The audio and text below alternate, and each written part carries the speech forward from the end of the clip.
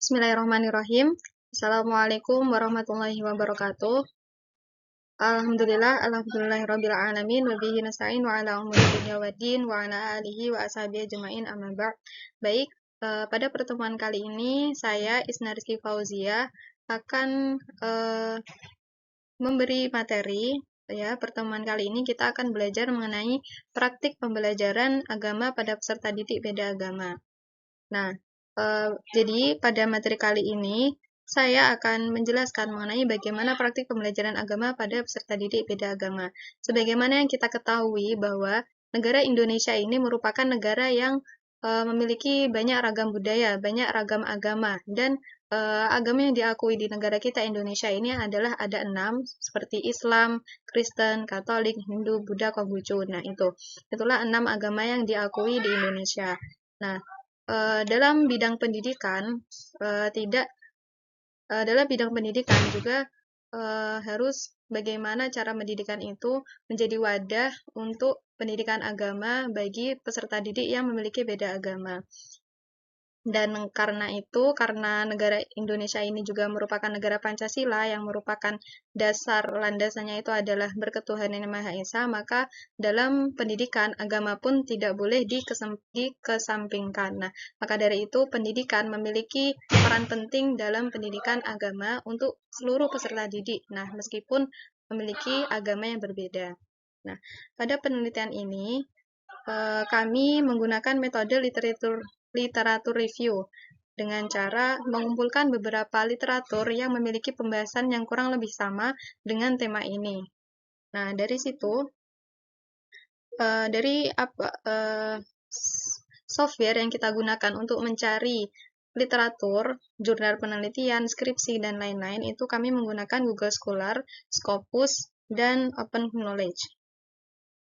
Nah, di situ kami menemukan beberapa jurnal dan hingga akhirnya kami menemukan 6 jurnal yang akan kami bahas. Nah, di sini yang pertama ada Membangun Sikap Moderasi Beragama Melalui Pembelajaran Agama Inklusif, studi kasus di SMK Wira Harapan Bali, dan seterusnya.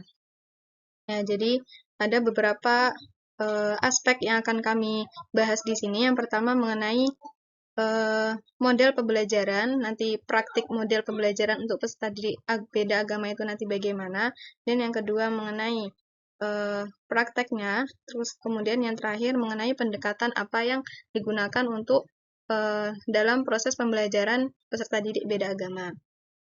Nah, itulah metode yang akan kami gunakan. Kita masuk ke pembahasan. Sebelumnya kita akan membahas mengenai konsep pendidikan agama. Sebagaimana yang sudah saya sampaikan tadi bahwa pendidikan agama itu penting untuk seluruh peserta didik. Nah, kenapa penting? Karena agama merupakan landasan atau benteng kita, bingkai kita dalam menjalani kehidupan. Nah, sebagai batasan. Kalau kita tidak agama, maka hidup kita tidak akan terarah. Jadi tidak ada peraturan-peraturan seperti itu.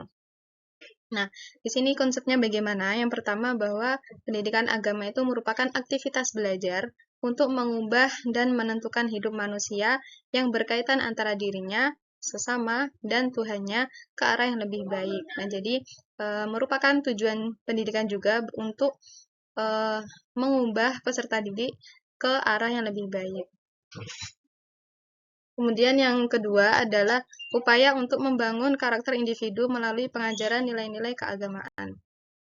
Nah, jadi itulah konsep pendidikan agama yang ada di Indonesia. Kemudian,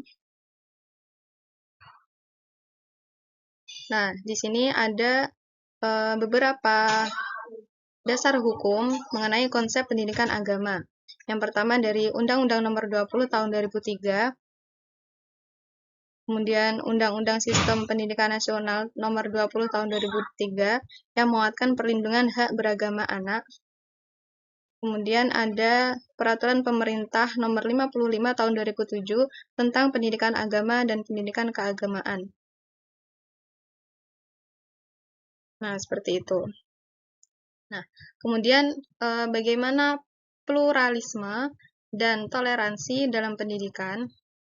Nah, sebelumnya perlu kita ketahui mengenai pluralisme dan pluralitas. Nah, di sini kedua istilah tersebut merupakan dua istilah yang memiliki makna yang berbeda. Apa itu pluralitas? Pluralitas adalah pluralitas agama adalah kondisi hidup bersama antar agama yang berbeda-beda dalam satu komunitas dengan tetap mempertahankan ciri-ciri spesifik atau ajaran masing-masing agama. Nah, dari pengertian ini kita ketahui bahwa kita meyakini, kita memahami bahwa kita sekarang ini berada dalam keberagaman agama, ya, hanya meyakini saja, hanya meyakini mengenai keberadaannya.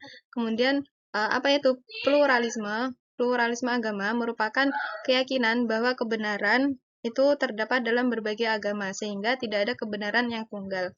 Nah, ini yang merupakan dilarang ya dalam agama kita, yang merupakan apa namanya, membenarkan seluruh agama. Jadi tidak ada kebenaran tunggal. Padahal yang diajarkan kepada kita oleh umat Islam ini adalah bahwa kebenaran itu hanya agama Islam. Innad dina indallahil Islam. Sesungguhnya agama yang diakui Allah itu adalah agama Islam. Nah, mengapa dalam penelitian ini kami mencantumkan pluralisme dan toleransi dalam pendidikan? Karena jika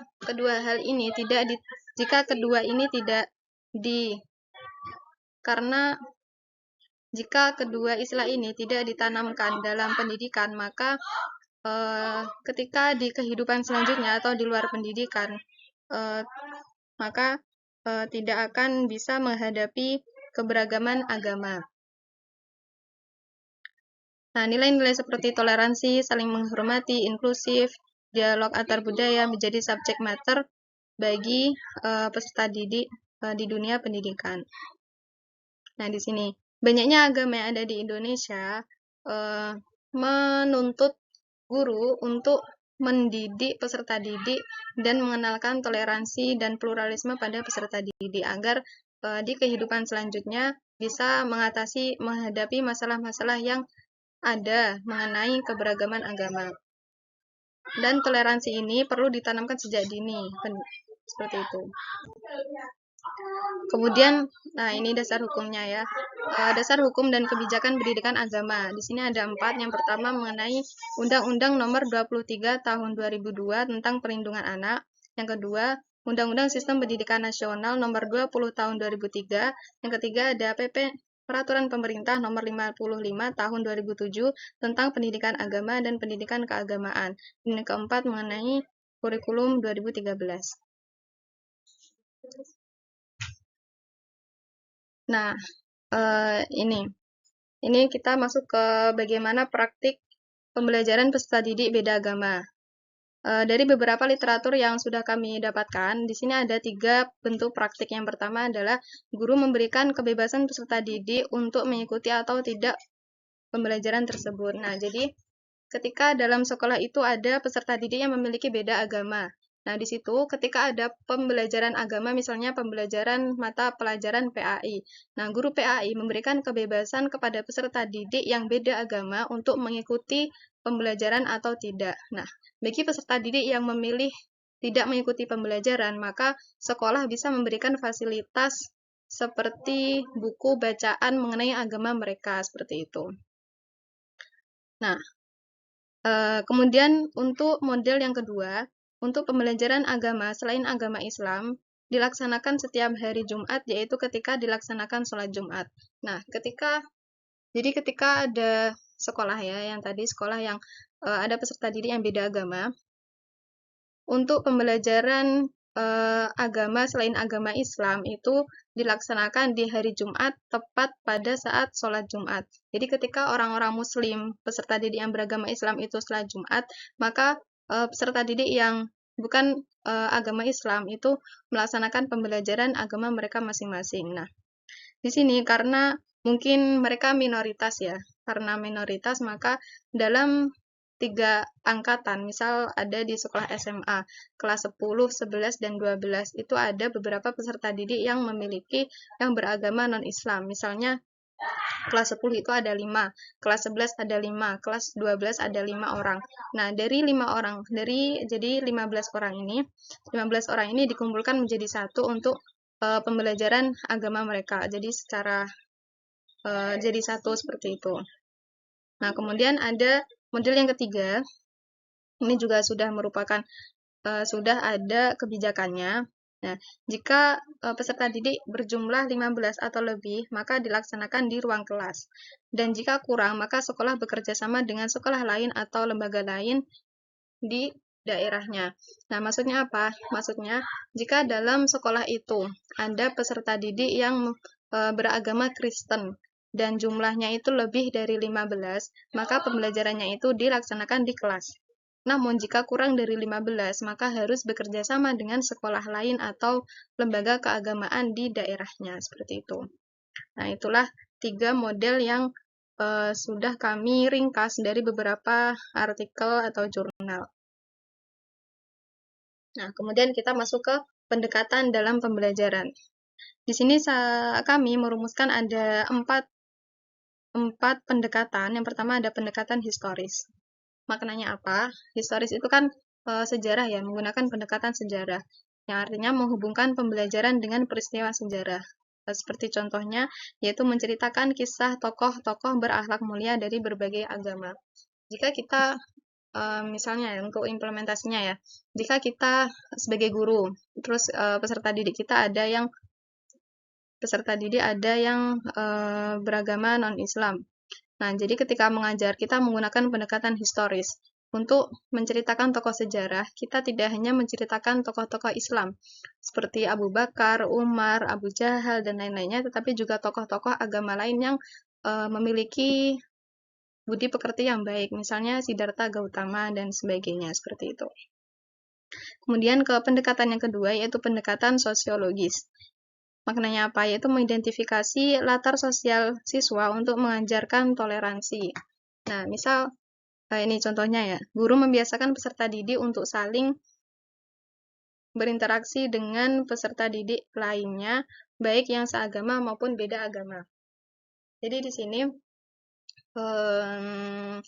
misal dalam pembelajaran, guru memberikan persoalan yang harus didiskusikan secara berkelompok. Nah, dari situ peserta didik yang beragama Islam maupun beragama non-Islam bisa saling menyampaikan pendapatnya berdasarkan latar belakang mereka masing-masing. Dan jadi seperti itu.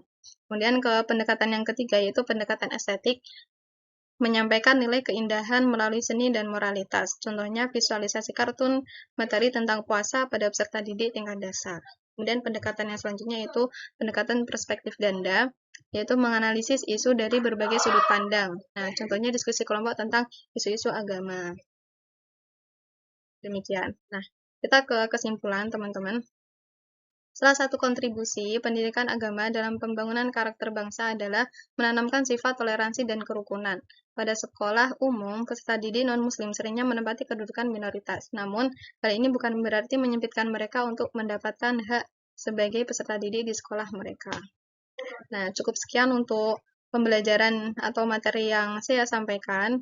Saya Isna Rizky Fauzia. Mohon maaf apabila ada kekurangan, ada salah kata maupun salah tingkah.